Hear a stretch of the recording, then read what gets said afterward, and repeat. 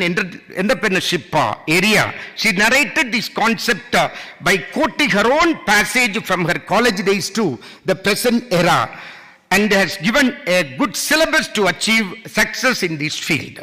She has stated that to get success in this path, one should definitely involve in the very basic concept level too.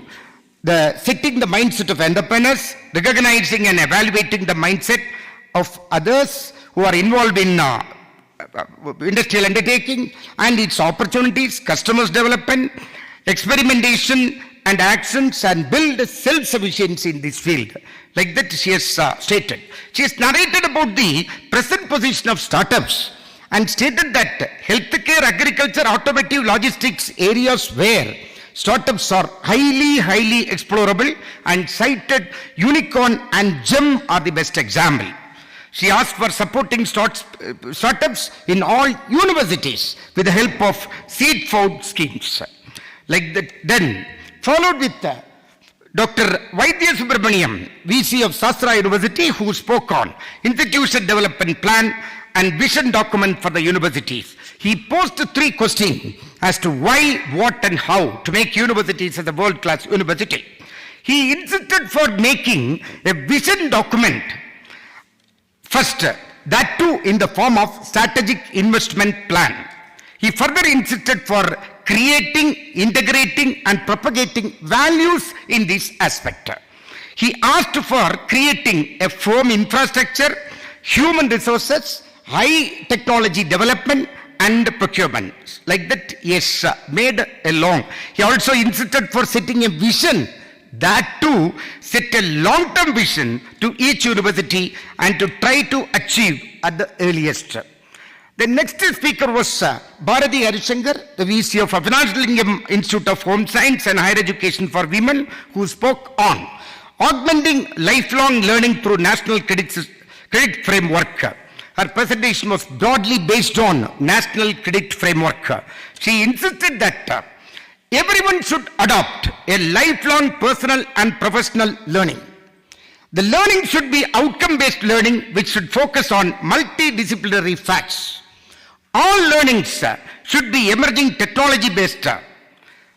And she also insisted for internalization of education with global connectivity.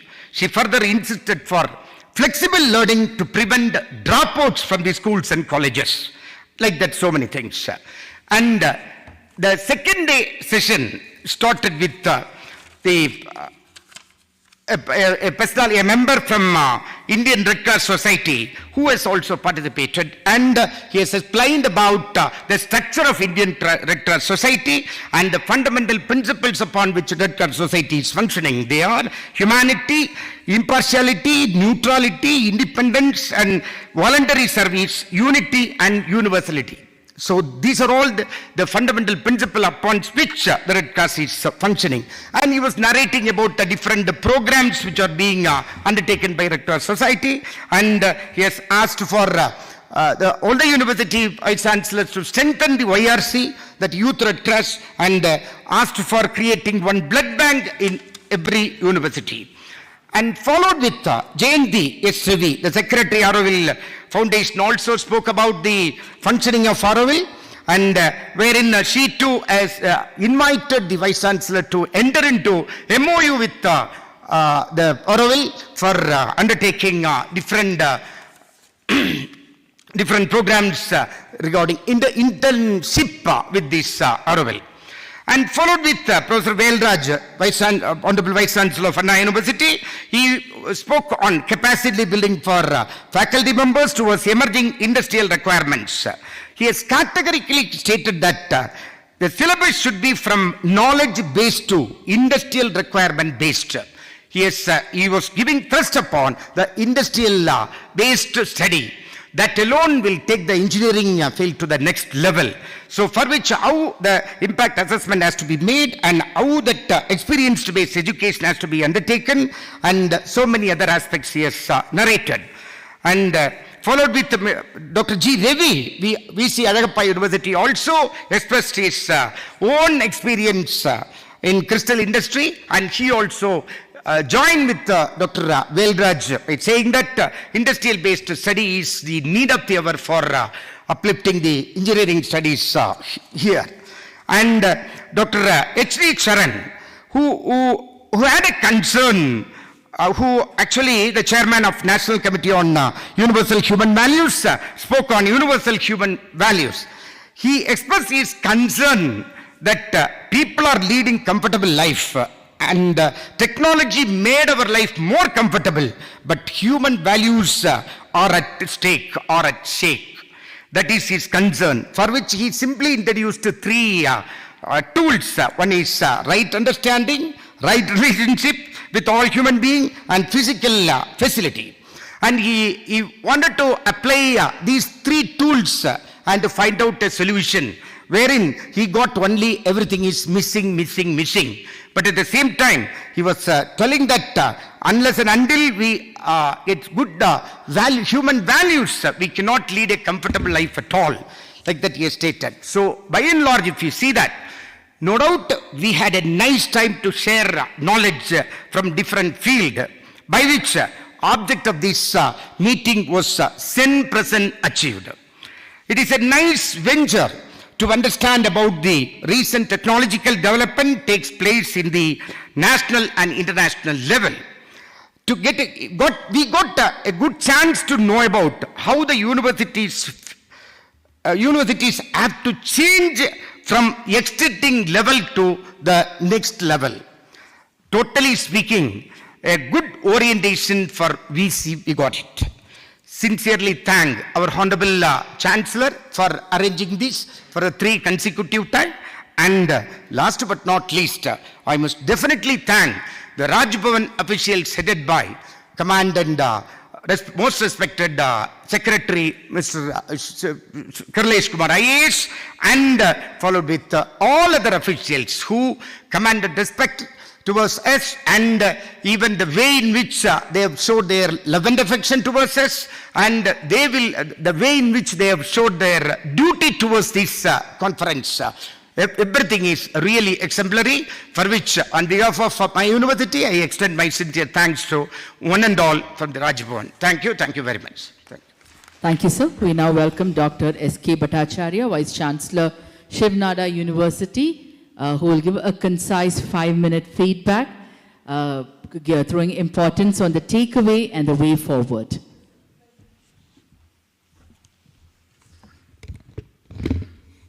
Respected Governor Chancellor, my esteemed colleagues from different academia and other places, the Raj Bhavan staff members, a very good evening to you all. In fact, this is the 3rd time that I am attending this conference of the Vice Chancellors. And I am sure that you will all agree with me that every time that we have assembled over here, spent 2 days or a day, we had several important inputs to take away with us. I do remember that the first conference, when we had the opportunity to listen to one of the entrepreneurs, Mr. Sridhar Vembu. He spoke about his journey, that how he created Zoho cloud computing software. And that was truly inspirational for all of us. In fact, in that conference, we had discussion about NEP 2020, because immediately after COVID, we had a lot of actions to be taken. I do remember that the various groups that were created to discuss several issues related to NEP.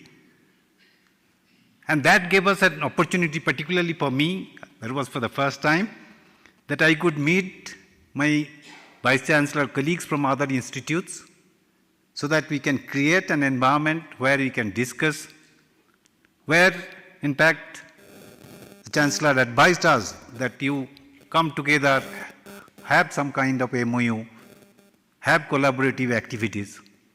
And that's what precisely we did. And Professor Velraj mentioned in the morning that he could create the interactions among universities, created MOU. In fact, I am happy to state that yes, we have also inked an MOU with Anna University. And MOU is not in the terms of in papers. In fact, we have conducted together programs, the faculty development programs, and we are truly taking up the activities in true sense. So that really was helpful from the first conference. The second conference, I do remember that, while we were talking about the activities on NEP, it was thought of that we should impart education in mother tongue. And that's when we could see that UGC, ICT had already started looking into it and developed a software wherein the text from English could be translated in different regional languages, which was demonstrated, and I think that was quite unique, and that was a unique takeaway that we had, that yes, we felt the urge to get into that activity, which many universities again started doing it. Well, I thought that for this present conference, for these 2 days long, that we had several expert lectures, discussions, and my previous speakers have already talked about in detail about all those. So I'm not going to go in details about that, the different lecture-wise, but I was just thinking what are the takeaways that we are going to have from this conference. And I see there are many. In fact, UGC chairman started with several aspects to be explored for us, and 2 things I picked up, which I felt happy that we have implemented it already. One of the aspects is that he says that, the students' choice, interest has to be looked into. They should be admitted in a program in which they are interested. And truly speaking, that we have at Shivnadar University 2 BCom programs and 1 program in economics, we call as BSc Economics with a focus on data science. And on these 3 programs, the students, irrespective of their streams, arts, science or commerce, they can join. And I'm very happy to tell you that in our economics program, we get maximum number of students from science stream and not only from arts and commerce. So this is one aspect I was really feeling happy about it. Second thing is that Chairman mentioned that our undergraduate education should be skill-based. We must try to bring in more entrepreneurial aspect, more industry aspect. And again, we have created our curriculum in such a way that we have built in the internship in the UG curriculum, and each and every student has to undergo internship, and it's a credit-based. So it's a must. So, that's a kind of a thing, and that could link with the aspect that, again, today, when Professor Velraj was talking about the academia-industry interaction, I think that's very, very important, and that's truly challenging. While each institute will be aspiring for that, as I said, the industry also has to be taken on board, and I think we'll have to work hard to get this aspect to fruition in right spirit. And I think that's very, very important. We had a few aspects in terms of AI. Today we are talking about a lot on artificial intelligence and machine learning. Given an opportunity, I think all the students will like to get admitted in AI and ML, which is not possible.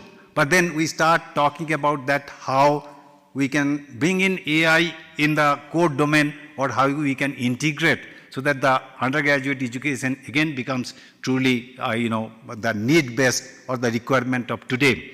And in that perspective, what Professor Partha Chakraborty was saying, that to create new knowledge, not only just imparting education, but to touch the human lives. I think that's very important.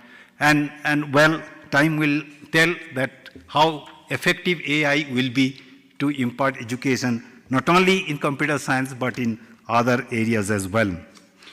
Again, UGC chairman had touched upon saying that the institutional strategy for institutional developmental plan, which has been just been released by UGC, and on which Professor Vaidya Subramaniam has given a detailed account. I think in some form, each of the universities or the institutes are looking into it in some aspects, but I think we need to look into this document in more detailed fashion, and we should work towards that to achieve it. We learned about the lifelong learning on National Educational Framework. Again, I mean, the deliberations that we had yesterday, and so many questions were there. So that shows that, the kind of interactions that are necessary in that. And I think we should look into that aspect. That's again a takeaway on which we should work hard and see that how this can be implemented in an appropriate manner. The aspects this morning, there was a discussion on IRC. I would like to say again that not only when we talk about the holistic education about the undergraduate students, it's not only the curriculum or the knowledge that we share, we go beyond curriculum, we say extra academic activities. And in fact, again, we have built in the curricula that students must take some of the extra academic activities either in form of NSS or NCC or IRC, which I think is a must and very important aspect that should be looked into. I was impressed by the presentation made by the Auroville Foundation, and particularly that they have expressed their eagerness to take students for the internship. I think that's a very good aspect, and I think we should explore for that. Well, the universal human values and the role of education in holistic development was an important aspect which we should look into, and which is again an important takeaway for all of us. Lastly, I must say that again, it was good learning experience for all of us to see the kind of best practices that are being used by some of the universities, and I think they are really truly inspirational for all of us, and we should examine that, and there is nothing wrong in copying the best practices that's happening elsewhere. I think that's very important, and that's how I think we will grow, and that will be more meaningful of such conferences if we can adopt the best practices that are being adopted by somebody else, and if we think that it can be implemented, we should implement that. And I think that's what I feel we had the takeaway from this conference. And for me, as I said, it is truly a good experience going through this, and I'm sure that this kind of platform which has been created should be continued. And again, so many items that we have on our platter today, we should be able to explore this, and again next year when we come back, we should be able to come back and tell, look, this is what we have done. With this note, I think I wish you all the best, and thank you very much for giving me this opportunity, and I thank the Raj Bhavan officials led by our secretary for organizing this conference and making our stay, and making this conference a comfortable one. Thank you very much, sir. Thank you, sir. We now welcome Dr. V. Geeta Lakshmi, Vice Chancellor, Tamil Nadu Agriculture University, for a 5-minute feedback on the experience and the takeaways and the way forward of the two-day conference. Good evening, sir. The most respected Honorable Governor and Chancellor of the Universities of Tamil Nadu, Secretary to Governor, Deputy Secretary Universities, all the Raj Bhavan officials, respected Vice Chancellors and heads of the institutes, students, and ladies and gentlemen, for every one of you, very good evening to all of you. Indeed, it's a great pleasure to share some of the feedback. If you ask me to give in one line what is the feedback, we had very quality time, sir, for the 2 days with a lot of takeaways, and also we had a greater experience of learning.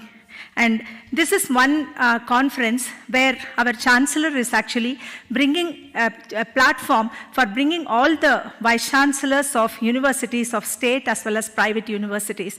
Of course, there are a lot of difference between the state universities and private universities. We in the state universities work with a big boundary, but within the given boundary, how can we perform better? That is what we have learned here. What things we can implement, what cannot be implemented. So these are the learnings we have definitely taken it forward. And I'm not going to repeat the recap what my predecessors have done, and just a few things which comes to my mind.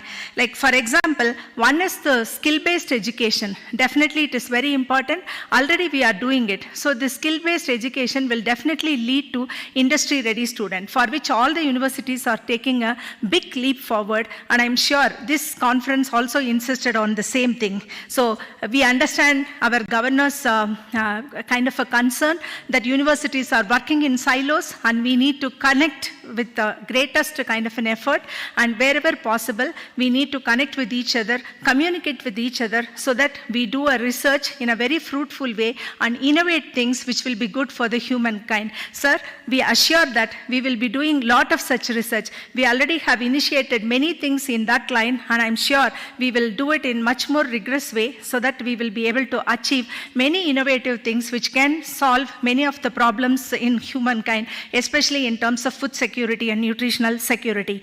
And the first session was really great, like Partha Chakrabarti sir, he really spoke so well.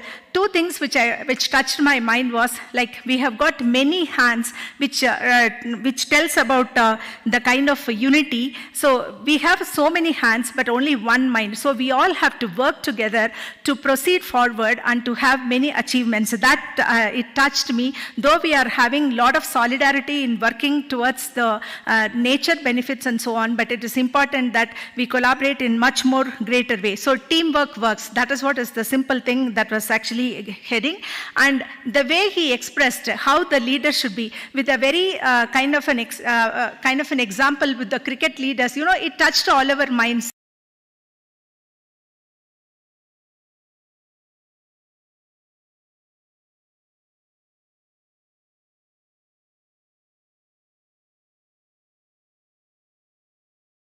Another important thing touched was, like, be part of the change. You be the change manager if you want to create any change in your own university. So those are some of the takeaways I thought, like, we have to really take it forward. So coming to Shruti Kannan, it was a wonderful kind of a thing. She started it off with a beautiful song, and it's a very motivational song, insisting on kind of a collaboration. So started it with, like, a greatest trade that happened in India, and ended with, like, what happened in the previous, in 1940s, the vision of the people, like, this should happen in the days to come scientifically. But we have almost achieved everything what was told in that song, and now we are looking forward many other things, much more in a greater change that will happen in the days to come.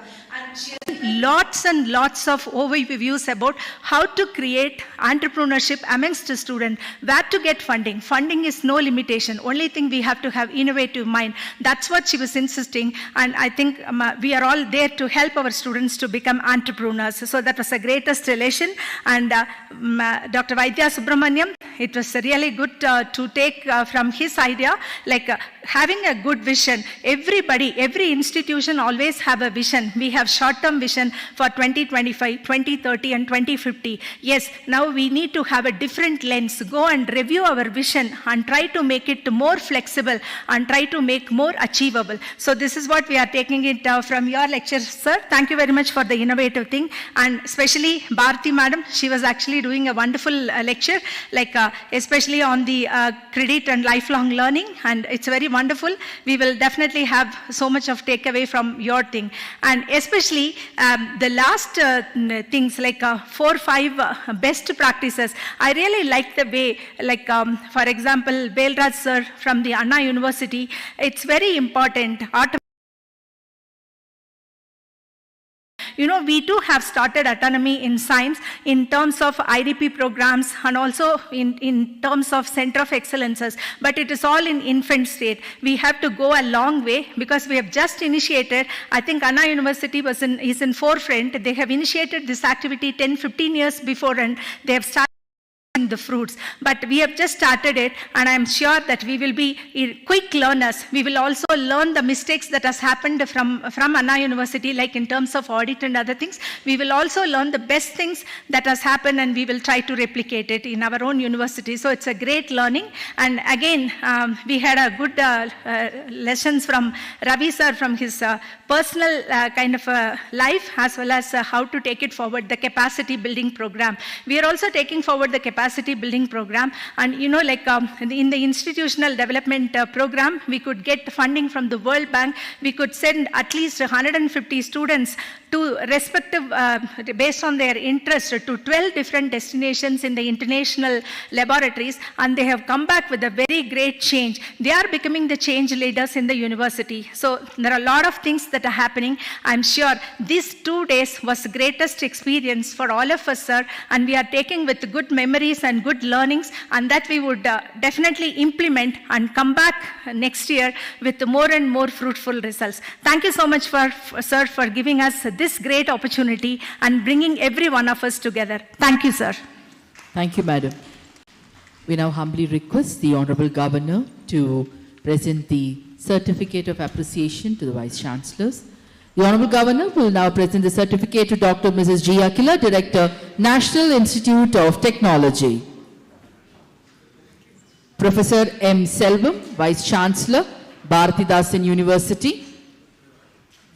Professor S. Vaidya Subramanian, Vice Chancellor, Shastra Deemed University, Tanjavur. Professor M. Selvam, Vice Chancellor, Bharatidasan University, will now receive the Certificate of Appreciation from the Honorable Governor. The Honorable Governor will now present the certificate to Dr. S. Vaidya Subramanian, Vice Chancellor, Shastra University. Dr. K. N. Selvakumar, Vice Chancellor, Tamil Nadu Veterinary and Animal Sciences University, will receive the certificate from the Honorable Governor. Professor B. Bharati Harishankar, Vice Chancellor, Avinashi Lingam Institute for Home Science and Higher Education for Women, Coimbatore, will receive the certificate from the Honorable Governor. Dr. N. S. Santosh Kumar, Vice Chancellor, Tamil Nadu Dr. Ambedkar Law University, will now receive the certificate from the Honorable Governor.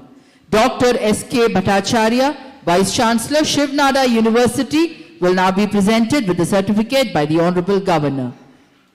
Dr. S. Narayanan, Vice Chancellor, Kalasalingam Academy of Research and Higher Education, Virudhunagar, will now receive the Certificate of Appreciation from the Honorable Governor.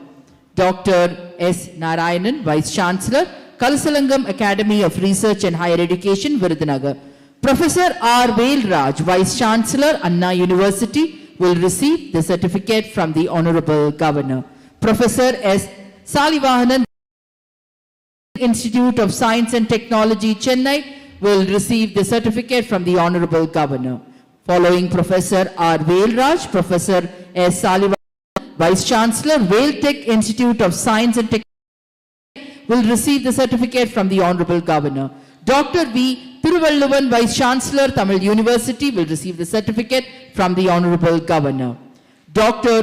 V. S. Kanchana Bhaskaran, Vice Chancellor, Belur Institute of Technology, will receive the certificate from the Honorable Governor. Dr. V. Thiruvalluvan is receiving the certificate for Kanchana Bhaskaran. Dr. M. Sundar, Vice Chancellor, Tamil Nadu Physical Education and Sports University, will receive the certificate. Dr. B. Geeta Lakshmi, Vice Chancellor, Tamil Nadu Agricultural University, will receive the certificate from the Honorable Governor. Professor Dr. N. Chandrasekhar, Vice Chancellor, Manonmaniyam Sundaranar University, will receive the certificate from the Honorable Governor. Professor Dr. N. Chandrasekhar. Dr. G. Ravi, Vice Chancellor, Alagappa University, will receive the certificate from the Honorable Governor. Dr. G. Ravi, Vice Chancellor, Alagappa University. Dr. T. Armugam, Vice Chancellor, Thiruvalluvar University, will receive the certificate from the Honorable Governor. Dr. K. Kala, Vice Chancellor, Mother Teresa Women's University, will receive the certificate from the Honorable Governor. Dr. T. Armugam is receiving the certificate, followed by Dr. K. Kala. Dr. K. Narayan Sami, Vice Chancellor, Tamil Nadu Dr. MGR Medical University, will receive the certificate from the Honorable Governor.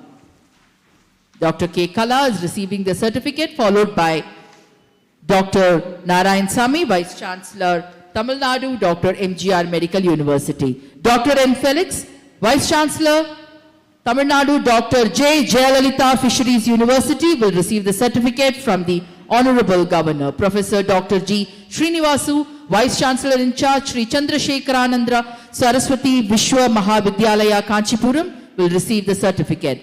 Dr. L. Radhakrishnan, Registrar in charge, The Gandhi Gramam Rural Institute, Dindikal, will receive the certificate from the Honorable Governor. Professor G.R. Sendil Kumar, Registrar, Tamil Nadu Open University, will receive the certificate from the Honorable Governor. Professor Rajiv Sukumaran, Director, Learning and Development, SRM, Sciences and Technology, Chengalpet, will receive the certificate from the Honorable Governor. Professor S. Elumalai, Registrar, University of Madras, will receive the certificate from the Honorable Governor. Dr. N. Ramakrishnan, Registrar in Charge, Tamil Nadu Teachers Education University, will receive the certificate from the Honorable Governor.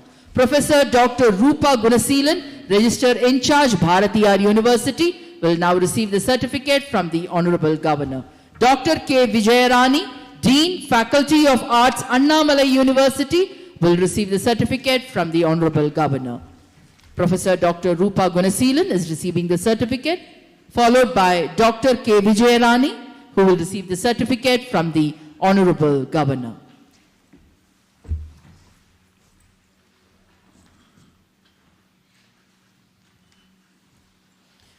Thank you, sir. We now humbly request the Honorable Governor Chancellor to address the gathering.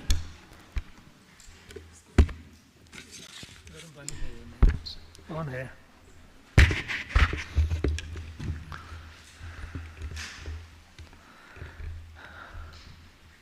My dear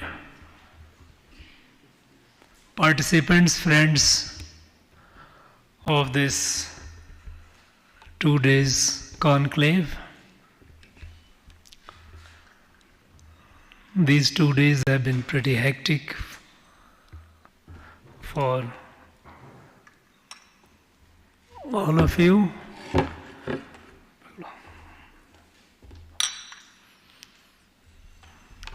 9:30 in the morning to well past 6 in the evening, back to back, with not even decent tea breaks. Because I also, being a participant, I was also going through it. By the time the break is announced, the anchor also bears be back by such and such time, 10 to 15 minutes.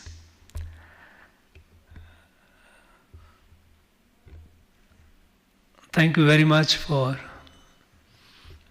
taking so keen interest. The presentations were all very insightful, and interactions were lively and enriching. The takeaway, Representative Vice Chancellors have already explained. There is a lot to take away. I am happy that this conference has been able to break the walls of insularity that we had. Universities, mostly the state universities, functioning in silos, insulation. Now we hear universities signing MOUs, collaborating with each other. Not only the state universities among themselves, but also with the state universities and private universities. This is a very, very healthy development. And this is how it should be. We should try to give more content, more meaning to this collaboration.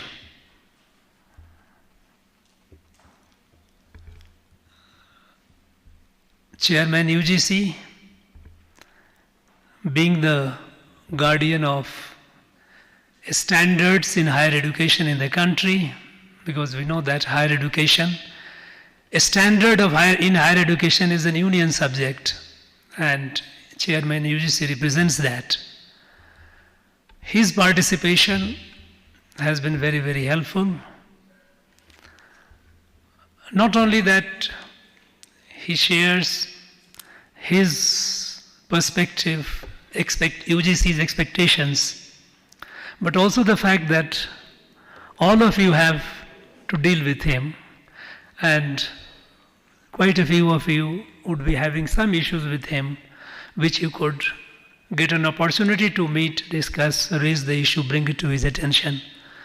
And that is the purpose of my inviting UGC chairman to the conference, because it not only it adds value, it adds weight, but it also facilitates our vice chancellors to interact with him one-to-one, raise the point. Because being a busy person, for him, when you have to go and get time, get appointment, you may get, may not get. Here is an opportunity where it's possible, and you do that, and you made good use of it. That's what he told me. And he has been very, very obliging, because every conference he comes. The last year conference he could not make it because of, he last minute he said the kind of timeline he had under which he was working almost 24 hours a day. He says it's not so. He was virtually present to deliver his message. Other resource persons also were very, very helpful.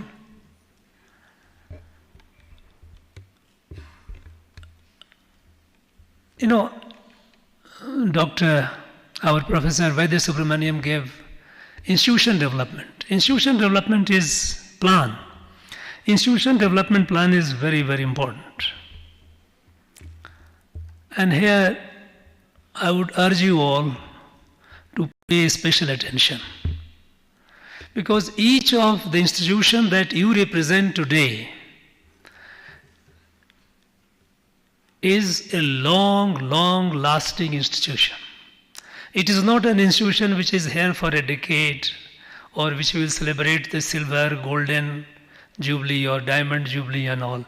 It has to be for centuries. We know the old universities have been for centuries. So when you have an institution, we know that you cannot foresee the future beyond a point. But certainly, if your vision are clear, then you know that your alignment of progress is in the right direction, in tune with the vision. If I have to go from here to Chennai, I cannot just have a plan for here going to Coimbatore. Coimbatore going is a way, is a milestone. I have to go there. But if we have a short term, some of my friends mentioned about 5-year vision, 10-year vision. You know, to me it appears, because your institutions are long lasting, with a huge, huge impact on the society, on the nation, on the globe. So, these can be milestone. To me, it appears there cannot be a vision for 5-year or 10-year, or 15-year or even 20 years. Do you think that your institution will stop functioning after 20 years? We know that we cannot foresee that, but we know that we have to move in that direction and setting the timelines, goals, milestones, that this is what, in line with my vision, this is what I will achieve in the next 5 years, this is what I will achieve in the next 10 years. And always, depending on the unforeseen situations, developments, wherever it is necessary to do the realignment, what is called mid-course correction. But mid-course correction does not change the vision. It only, sometimes when there is an obstacle, you take a small detour and reach there. Because if you have moving across, if you cannot cross it, you cannot just do a step B. Your journey cannot be stopped. You may take a detour, but get back to that. That's what I think the vision should be. But it is very important to have the milestones, the goals which we have in 10 years, 15 years, 20 years. This is what we are like to. Because we are all, whoever is at this point of time or whenever the future, your successors will come, we all have to, your vision is like a foundation you are building. You are in this broad architecture. You keep building on, building on, building on. So institution development plan is very, very important, and I urge all of you, each one of you, to kindly give adequate attention. And in fact, it was rightly said, please don't outsource it. Because there are many consulting firms, they will come and give you a very, very glossy paper and with beautiful diagrams and all. You cannot outsource your future. You cannot outsource your vision. This is not done. This is something which I would urge you to guard against. Put your own people, take time. So long you are earnest and doing the churning, good enough. Consultation you do with your colleagues, you maybe some other institutions, if you need to have them clarity, do that. But never outsource it. It has to be a document which you have laid the bricks and mortars, not outsourced to anyone. Please never do that. About the various takeaways you all have, I don't wish to repeat that. But one thing that appeared very prominently when we're talking about entrepreneurship, innovation, is lack of awareness among our youth. Lack of awareness of opportunities. How do they go about it? And this is a question of guidance, motivation, and mentorship. This has to be provided, because I have been traveling, interacting with the students. By and large, in every university, students, I have interacted in a good number of students. Very leisurely. And my own sense is that we have among the finest human material, human resource. But for want of proper guidance, motivation, and mentorship, their growth remain stunted. When I meet the young students, I repeatedly tell them that you all like seeds of a banyan tree. You have potential to grow into a mammoth tree. But for that, it is our responsibility to create that conducive environment, proper guidance, proper motivation, and mentorship. Now here comes the role of teachers. A thing which emerged very prominently and which we all know through anecdotal evidence that we have it, and we all feel it on a day-to-day basis, that this is a serious problem that we have in our state universities. There is acute shortage of teachers. Many universities are running with more than 50% vacancies. And mostly they are running on guest lecturers. Now, obviously, it is far too much to expect from these poorly paid, randomly appointed guest lecturers to guide, motivate, and mentor. Now, at this point, Professor Velraz, in his presentation, he talked about making use of technology-enhanced learning, NPTEL, in the classroom. It's a very good portal, very foresighted initiative that brilliant teachers, professors in that discipline on the subject, they have delivered the talk. And it is being used by millions of students and even teachers all across the country.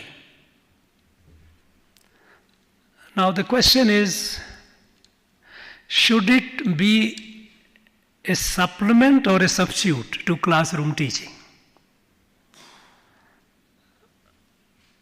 When our teachers, as such, we believe that they are not prepared, they are not able to teach properly. To fill the gap, if in the classroom, if we have this NPTEL lecture, where the students listen to that and teacher will interact, I'm not sure whether it will further encourage the teachers not to come prepared at all. Because why can't we ask them to come to read and come, sort of listen to the talk and then come? Because I think if we encourage, it is a decline. Ideally, a good teacher should teach, and if a student likes to have something more, go to the NPTEL and listen to that. And if there is something doubt, come to the teacher and seek the clarification further. But if the teacher sits and the students listen to this NPTEL talk, then I think we are further encouraging mediocrity among the teachers, which is a serious problem for us. So I would urge to give a rethinking. One of the participating friends mentioned about, there's social outreach, society outreach. Our students from university, they go and teach in the schools. It's a very good initiative. In fact, our college students, university students, they should be encouraged to go and teach. They can do the supplementary teaching, the class teacher will teach and all. But he also mentioned that our students go and tell the villagers about the government programs. Now here I wonder, what are we doing? We have, Tamilnadu is among the leading states of the country. We have efficient district administration. We have a pretty efficient DIPR. Now our college students going to the village telling them about government program, are we supplementing the DIPR? Is it something that university students should do? I'm not very sure about it. Another thing is, I heard that we are giving chairs, books, water tanks to schools. If our schools are deficient of fund, which I believe our state is, as far as school education is concerned, they have been fairly sensitive about it and doing their best, but doing it from RUSA fund. Is it what RUSA is meant for? RUSA, I believe, is meant for higher education, not for providing chairs and tables and water storage to the schools. I think this should be reviewed. This is something which is, I do not know whether it is a healthy practice. To me, it doesn't appear. What we need is to tell our students, encourage them, to make them aware. Our students are not aware of many, many opportunities which are available today. They are just not aware. In fact, some of the outside resource persons, they also said the same thing. But I have been interacting and getting a direct sense that they are not aware of opportunities within the state and outside the state in the country. Our responsibility is to make them aware, to educate them about what are the opportunities which are available to them. so that they can choose, they can move forward. I invited some NET JRF scholars, primarily to encourage them to come and share their experience, because on an average in a year through our state universities we produce about 1500 plus to about 2000 PhDs. But among them, the NET JRF qualified is not even 5%. Why? Why are we not encouraging our students to prepare for NET JRF? Because our students, PhD students, are pretty, inherently they are bright students. Several of them, when I interacted, I found them, they have stuff in them. And they are doing the PhD program either without any fellowship or a very meager, paltry fellowship of 5,000 rupees, which is nothing today.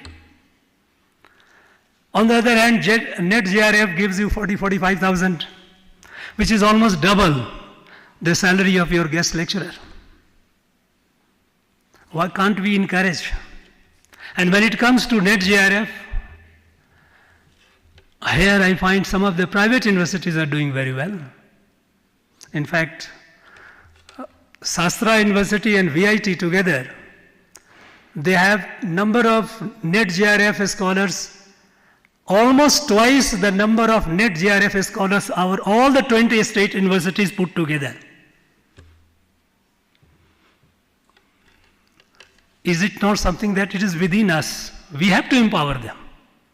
You don't need any additional resource for that. So that our PhD scholars, they are mentored, they are guided, they are prepared. And I wanted these scholars to come and share their experience, essentially, a kind of a motivation and essentially to drive home the message that, look, we have a forum by which our youth can do quality research. How do you expect a quality research? A person who is not paid any stipend and nothing, no fellowship, 5,000 rupees, and a poor fellow comes and goes. I think it's a gigo, garbage in, garbage out. For quality research, we also need to ensure that they are prepared, so that we help them in preparing for being eligible for research. It's not a pastime that after post-graduation I am not getting a job, I will get enrolled in the PhD. It is serious business. So prepare for it. And then helping them in a way that they lead a dignified life for the 4 or 5 years program, whatever time it takes for them to do the PhD, a decent fellowship. So I suggest we should invest more time on preparing our students, those who are desirous to go for PhD, prepare them, coach them, help them to write the NET exam. And thousands of students are doing, and now of course UGC has graded it in 3 categories. They are putting it, shortly going to put it. So they are further going to enlarge the ambit, so it should be easier for us. So let's do that. We know that today in an age of fast changing, the knowledge scenario itself is fast changing. We need to keep reviewing our curriculum. And curriculum always to move forward, not to come down. It should be periodically reviewed. I am sure many of you are doing it. I would like everyone to do it. And when it comes to curriculum, here I like to share with you a very, very serious concern.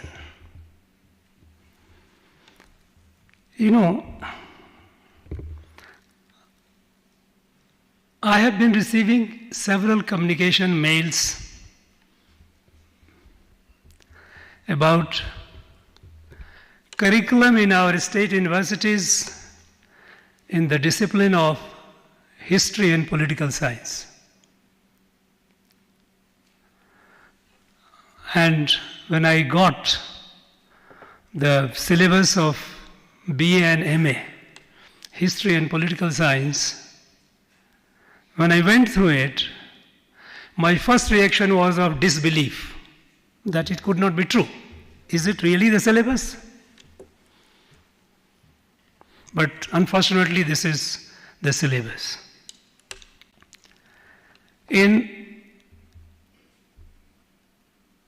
entire history syllabus and political science syllabus, the history of national freedom movement is missing altogether in many of the universities. And in some universities, Velu Nachiyar, Veer Pandya Kattabomman, these 2-3 names are mentioned, especially university in the south, the area from where these great people came. Now, not including national freedom movement in our history and political science curriculum. And curriculum is filled with Dravidian movement. Filled semester after semester. It was a movement, it impacted life of the people, it had a significant impact, and it has to be part of the history. Dravidian movement has to be part of our history. But that does not mean that that was the only history.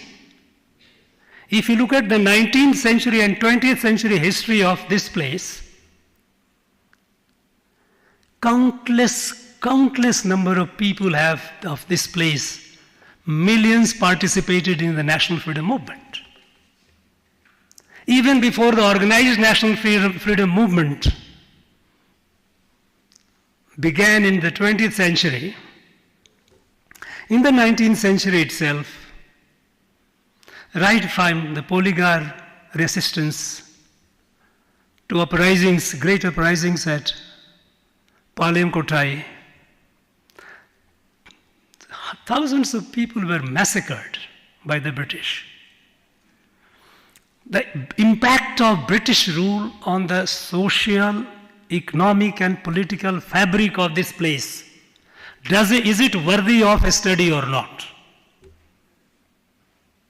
But it doesn't find a place in the curriculum.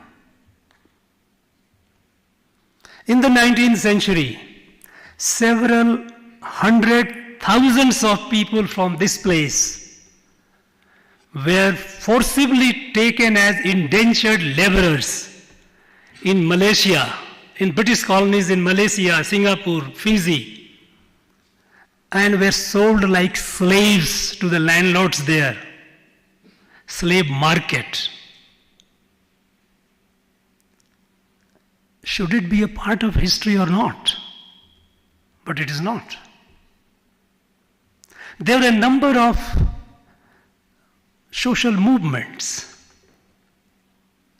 whether it is Ayyavadi movement, Valalar movement, Nandanar movement of Dalit leader Sajanand. Nothing, no place. Mahatma Gandhi visited this place for over 16 times. There was a huge eruption when partition of Bengal happened, when Bhau Chidambaram Pillow came out in 1908.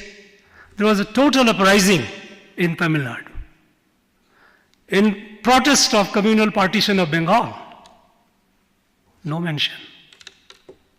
Mahatma Gandhi's call for Swadeshi, huge response. Salt agitation here in this land. We know one of the places where the freedom fighters went was Vedaranya. No mention at all.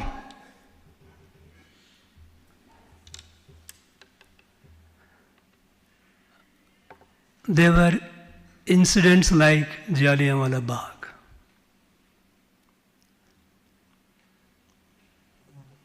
Devakotai incident, when they quit India, when the freedom fighters were marching, the British, butchered, brutally killed 75 people in one go.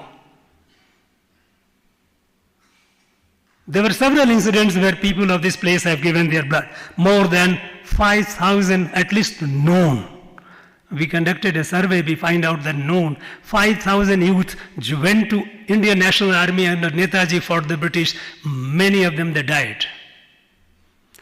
This glorious history of this place is missing. Now, tell me, our students, those who are coming out of the universities, if they do not know what is their emotional connect with India. I feel connected because I know my father, my grandfather, my forefathers have given their blood for this cause. I own it. I get connected with this. But erasing this, is it not an insult to the millions of people of this land, freedom fighters who suffered, who gave their life? It is an insult to their memory.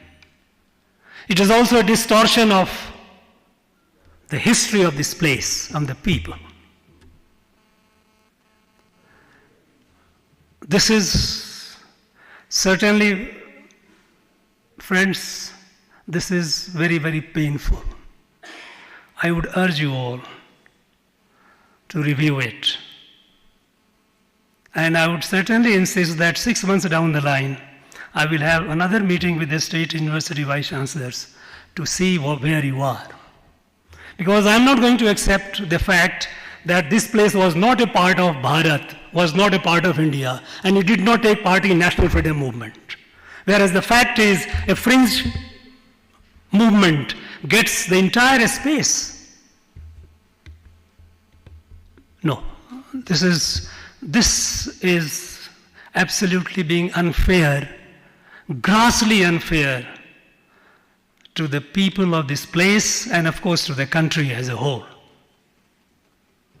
So I would urge you all to kindly pay attention to it. I was shocked, in fact. This is what I say.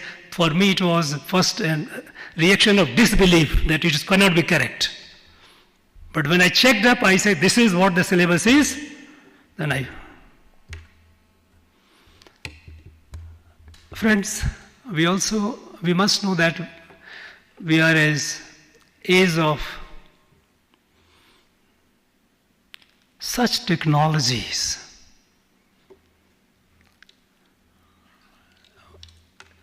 Implications of it, what it would be, is very difficult to predict. We all heard about generative AI. Now, generative AI, quantum computation, advanced robotics, ultra nanotechnology, synthetic biology. All these are, to say the game changer is a very, very mild expression. I have no expression for it, what kind of world it is going to create. But be as it may, how is it going to impact us? It is going to, one direct fallout would be that it will further widen the inequality. We already have among the countries rich and poor.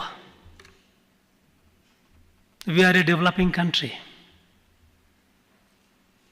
We are moving happily and fortunately moving on the right path and trying to build our country. We have a resolve and we will build it. But now, if these advanced technologies, if we are not only aware of or we are not in it, we don't invest in it, then the gap will be so wide that it will be beyond our imagination even to think of leapfrogging it or even jumping over it. Forget about leapfrog, even jumping over it. Because this is going to create huge inequality. Those with these technologies will dictate what the world should be, how the world market should behave, how the people should behave, who should get what. It will create an ultra new form of colonialism. We have come out of one, and certainly we can't afford to slip into the other. We have the quality human resources. Our human resource is second to none in the world. We have a right conducive environment today. With the government of India is very clear about, that is why so many, all these, we had very quantum jump in our intellectual property, patent. It's all a part of very clear policy of the central government that we must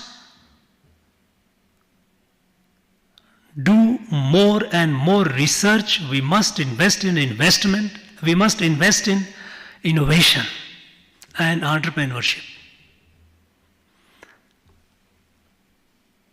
You know, we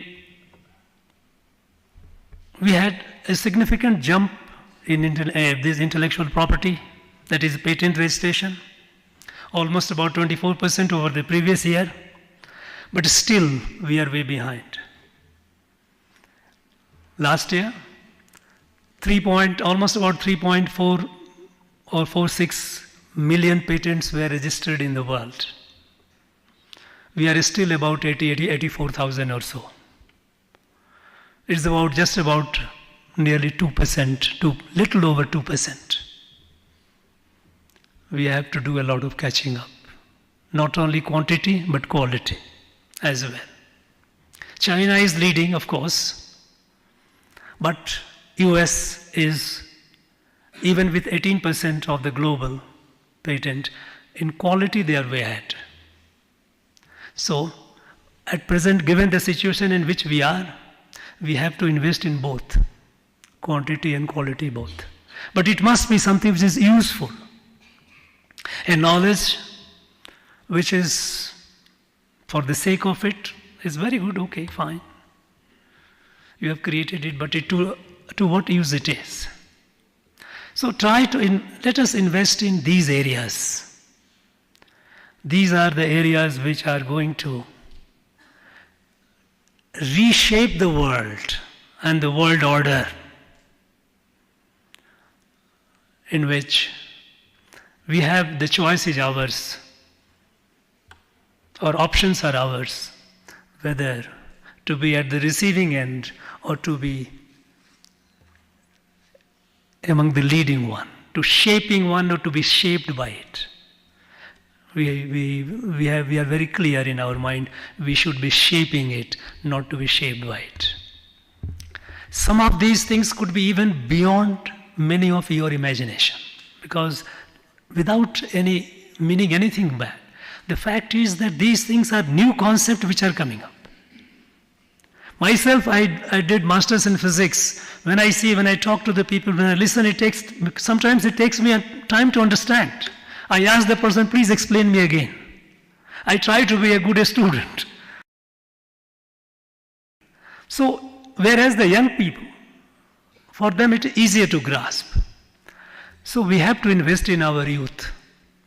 We have to encourage them.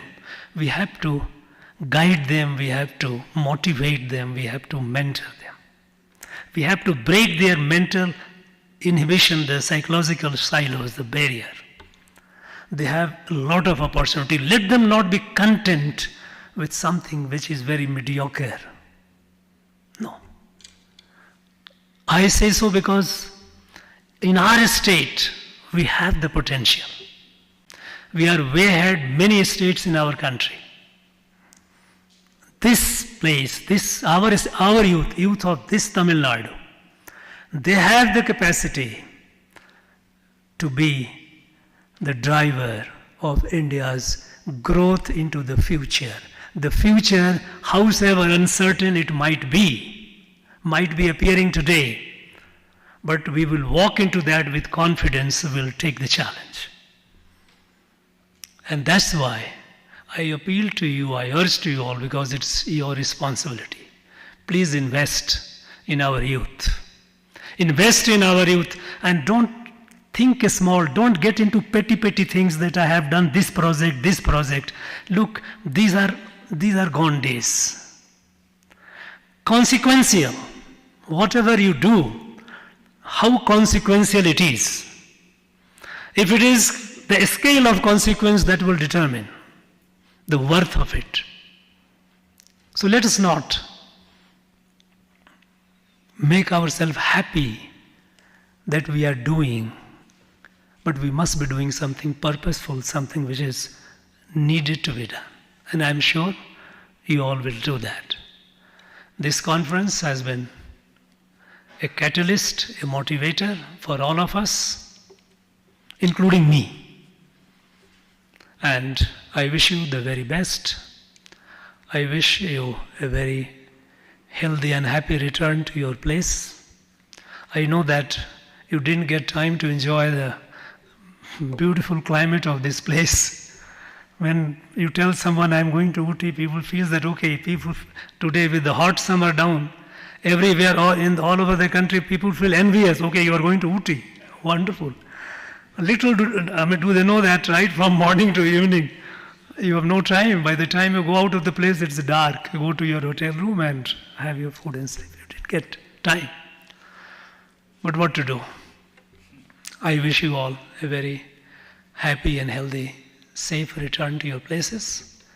And keep collaborating, keep this content. This conference is annual, but there should be several such meetings among you in a small groups, subgroups. Make it a vibrant ecosystem of higher education.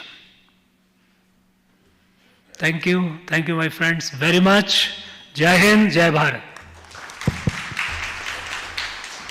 Thank you, sir. We now request the Deputy Secretary to University to propose the vote of thanks. Good evening, everyone.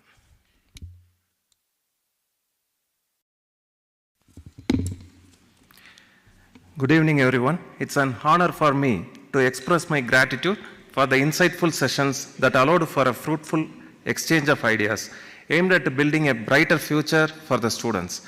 The discussions have sparked new ways of thinking, paving the way for improved strategies. I express my sincere gratitude to the Honorable Governor Chancellor for consistently prioritizing the advancement of the higher education, as demonstrated by great initiatives such as Vice Chancellors' conferences. Thank you, sir. I express my gratitude to Professor M. Jagadish Kumar, Chairman of the University Grants Commission, for his valuable presence and insights. I express my gratitude to Secretary to Honorable Governor for providing valuable guidance and insights for successful conduct of this conference. Thank you, sir.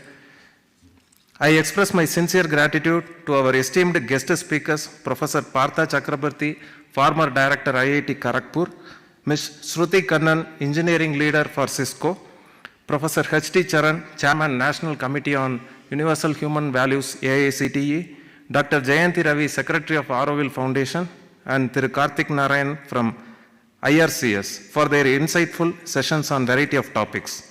I extend my thanks to the Vice Chancellors of various universities for their enlightening presentations covering a range of topics. I extend my thanks to the Vice Chancellors of state and private universities for participating in the conference, which have helped to shape a new way of thinking. I thank the research scholars from universities who have shared their experiences in cracking the NET examinations conducted by UGC. I extend my thanks to the district administration of the Nilgiris for their support, and to the dedicated officers and staff members of Rajbhavan for their hard work and commitment in organizing and executing the conference successfully. I extend my thanks to the press and media friends for the coverage of the event. I express my deepest gratitude to each of you for your contribution in making the conference a truly unforgettable event, one that will go down in the history of Rajbhavan. Anaivarkum Nandri.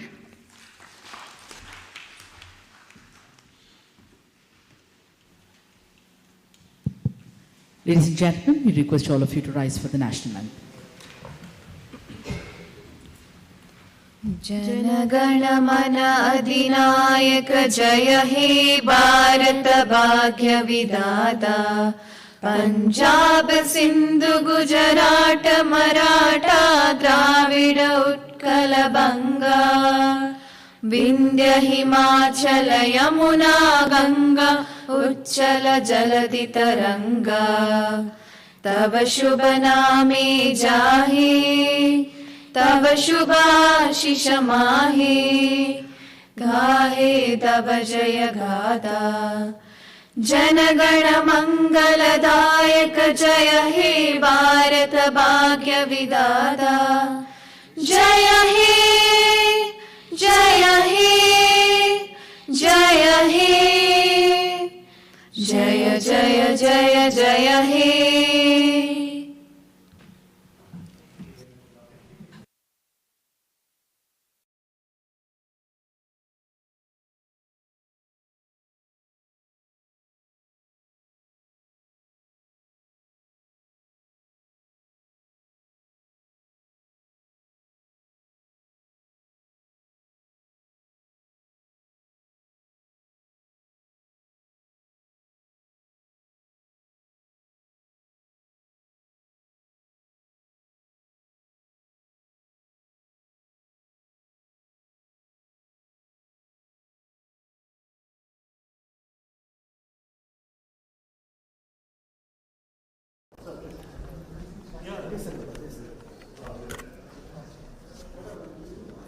Yes, Mahila.